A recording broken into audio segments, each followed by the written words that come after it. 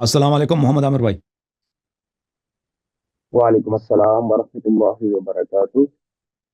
मोहम्मद हसन खैरियत से भाई हैं कैसे इंशाल्लाह। हैं आप? अल्लाह ताला का बड़ा एहसान है। Thank you sir. आप सुनाएं, आप खैरियत से हैं? जी अल्हम्दुलिल्लाह हसन भाई, आपके वक्त का बहुत शुक्रिया कि आप बराह रास्त अमेरिका से हमारे लिए हमारे सवालात के लिए वक्त निकालते हैं। फर्स्ट टाइम आपसे मुलाकात हो रही है। और सुनाए, आपके मिजाज कैसे हैं? अल्लाह आपको सलामती दे। थैंक यू सर, बहुत मेहरबानी है आपकी। कहाँ से ज़ामत कर रहे हैं आप? मोहम्मद हसन भाई, मैं पाकिस्तान से आपकी खिदमत में हाजिर हुआ हूँ चंद थैंक सवालात यू सो लेकर। मच। तशरीफ़ आवरी का बड़ा शुक्रिया। हुक्म करें जनाब। अ, मोहम्मद हसन भाई, मेरा पहला सवाल वाक़या करबला के कॉन्टेक्स्ट में, मैं सिर्फ चार सवाल आपसे करूंगा। जी सर। और मैं उम्मीद करता हूँ कि आप मुझे मुदल्लल जो इनका सोल्यूशन है उसी हवाले से, जो असल जो तारीख है या रिवायात हमारे इल्म में आती हैं, उन्हीं से बराह रास्त मुझे जवाब देंगे। मोहम्मद हसन भाई, मेरा पहला क्वेश्चन तो ये है कि जो वाक़या करबला हुआ, इतना एक बड़ा इंसिडेंट हुआ हमारी तारीख के अंदर। एक हज़रत हुसैन जी। रज़ी अल्लाह तआला अन्हु एक मजलूमाना तरीके से शहीद कर दिया गया। तो ये जो इतना बड़ा वाक़या हो गया, इसकी असल सिचुएशन क्या बनी थी? क्या ऐसे हालात बन गए थे कि हज़रत हुसैन रज़ियल्लाहु तआला अन्हु को मजबूरन जाना पड़ा और रास्ते में मज़लूमाना तौर पर उनके साथ ये इंसिडेंट वाक़या हो गया? तो क्या ऐसे हालात पैदा हो गए थे? तो मैं चाहता तो हूँ कि आप अर्ज़ मुझे। यह है कि जो अर्ज़ यह है, मैंने आपकी खिदमत में भी अर्ज़ किया था भाई साहब की खिदमत में, मैं मज़ीद तो वजाहत कर लेता हूँ कि देखें, इमाम अली अलैहिस्सलातु वस्सलाम अबू बकर, उमर, उस्मान की खिलाफत में रहते थे। उनका पॉलिसी इमाम अली अलैहिस्सलाम के साथ इस तरह था कि तुम अगर हमारी हुकूमत की मुखालिफत करोगे, हमारे साथ बैअत नहीं करोगे, तो हम आपको कत्ल कर देंगे, आपको छोड़ेंगे नहीं। तो इमाम अली अलैहिस्सलातु वस्सलाम को ये भी बताया था कि अगर आप हमारी बैअत करें, हमारी मुखालिफत ना करें, हमें हमारी लिए कोई मुज़ाहमत पैदा ना करें, तो हम आपको इज़्ज़त देंगे, आप यहाँ पे इज़्ज़त से रहें, आपके साथ हम हमारा कोई अ, हम आपको कत्ल नहीं करेंगे, ना सिर्फ कत्ल नहीं करेंगे, आपको इज़्ज़त भी देंगे। तो इमाम अली अलैहिस्सलातु वस्सलाम रसूलुल्लाह सल्लल्लाहु अलैहि वसल्लम के हुक्म से, न ये कि वो डरे थे, न ये कि इसलिए वो कमज़ोर थे। रसूल सल्लल्लाहु अलैहि वसल्लम का हुक्म था कि अगर मेरे बाद आपको अंसार नहीं मिलते और लोग आपका साथ नहीं देते, तो आप मुज़ाहमत ना करें खुलफ़ाए वक्त की, और उनके साथ तलवार ना उठाएं, उनकी मुखालिफत ना करें। तो इमाम मौला अमीरुल मोमिनीन अलैहिस्सलाम ने उनके साथ मुखालिफत नहीं किया था, तलवार नहीं उठाया था, और वो अपनी ज़िंदगी गुजार रहे थे। वो अपनी प्राइवेट ज़िंदगी गुजार रहे थे। जो लोग उनसे इल्म से इस्तिफ़ादा करना चाहते थे, कोई उनको अपना इमाम मानता था, तो उनके वो हिदायत करते थे, लेकिन जो हुकूमती उमूर थी उनमें वो खुलफा के हाथ में था, उनके न कुछ लेना था, न कुछ देना था मौला इमाम अली अलैहिस्सलाम का। जब इमाम बकिया इमाम अलैहिस्सलाम के साथ भी यही था। इमाम ज़ैनुल आबिदीन, इमाम बाक़िर, इमाम जाफ़र सादिक़ अलैहिस्सलाम, उनके साथ भी यही था। खुलफा का यही उनके साथ बर्ताव था कि भई हम आपको कत्ल नहीं करेंगे, आपको बस आप हमारी मुखालिफत ना करें, अगर हम आपको आपकी हालत पे छोड़ दें, ठीक है ना? तो वो बाक़िया अइम्मा ताहरीन अलैहिमुस्सलातु वस्सलाम खुलफा के खिलाफ न तहरीकें चलाते थे, न तलवार उठाते थे, और उनका अकीदा यही था अहले बैत अलैहिमुस्सलाम सबका, कि जो हमारे ख़ानदान से क़याम करेगा वो इमाम महदी अलैहिस्सलाम है। हमारे ख़ानदान से महदी अलैहिस्सलाम से पहले कोई क़याम नहीं करेगा, और जो भी क़याम करेगा वो खुद शैतान है, वो हमारा नहीं। और इनके हदीस बहुत है, और वो अपने शियों को भी हुक्म देते हैं कि इंतज़ार फ़रज बेहतरीन इबादत है। लेकिन इमाम हुसैन अलैहिस्सलाम के ज़माने में ऐसा नहीं था। इमाम हुसैन अलैहिस्सलाम के ज़माने में यजीद और बनी उमय्या, क्योंकि मुआविया खुद जो था एक दूरंदेश शख्स था, बहुत ही मक्कार आदमी था और बहुत सियासतदान आदमी था। वो इमाम हसन, इमाम हुसैन अलैहिस्सलाम को इस तरह की जंग के मैदान में आके कत्ल कर दे और उनसे बदला ले। वो अपनी मसलहत में नहीं सियासी मसलहत में नहीं जानता था, और समझता था कि ये हमारे मफाद में नहीं है।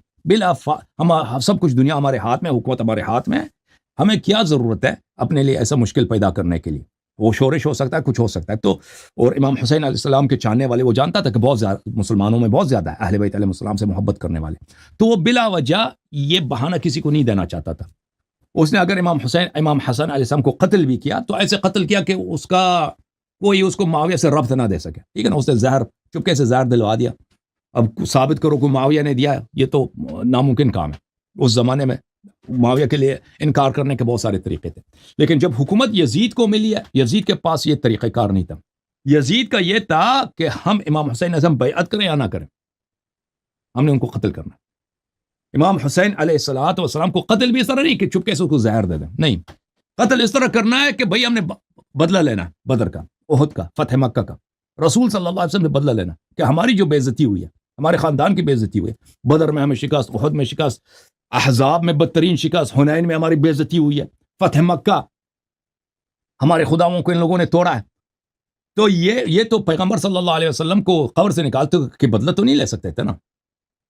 تو ان کے خاندان کے ساتھ، کیونکہ ان کا ذہن جاہلی والے ذہن تھا، قبائلی ذہن ہے کہ بنی ہاشم نے ہمارے ساتھ جو کیا ہے ہم بنی ہاشم کے ساتھ وہی کریں گے.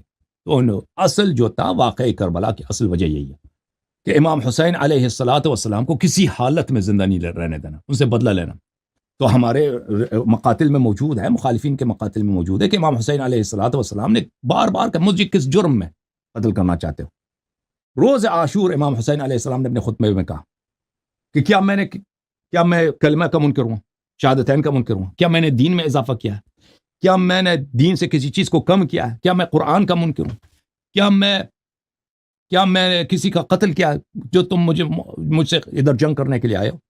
یہ سوال جو کیا جاتا ہے نا، اس طرح کا سوال ایک ایسے شخص کا سوال نہیں ہو سکتا کہ اس نے خود بغاوت کا علم بلند نہیں کیا نا.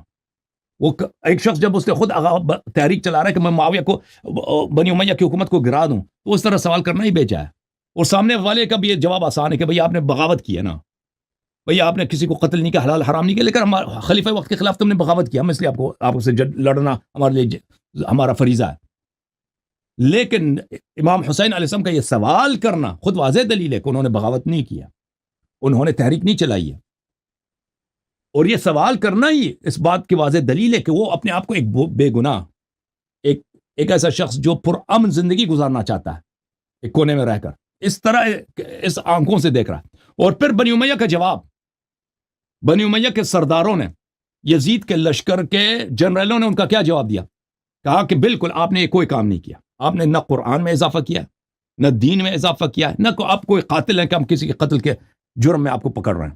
لیکن بغضا منا لابیک، ہم آپ کے والد کی دشمنی کے کیس میں، آپ کے والد صاحب، آپ کے والد ابو تراب امام علی علیہ السلام، ان کی دشمنی میں ہم آپ سے لڑنے آئے.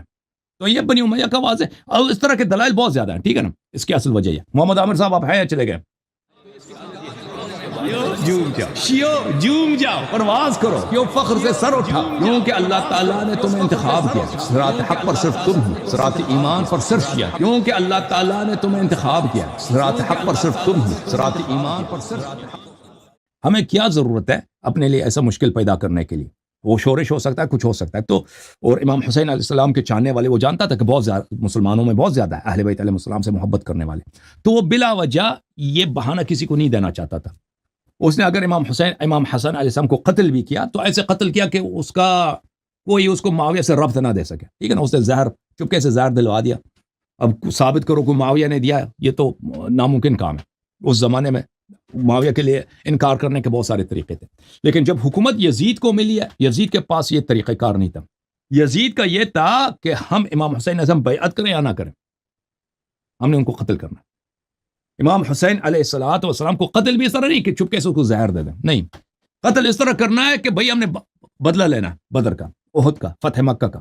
رسول صلی اللہ علیہ وسلم نے بدلہ لینا کہ ہماری جو بے عزتی ہوئی ہے، ہمارے خاندان کی بے عزتی ہوئی ہے، بدر میں ہمیں شکست، احد میں شکست، احزاب میں بدترین شکست، حنین میں ہماری بے عزتی ہوئی ہے، فتح مکہ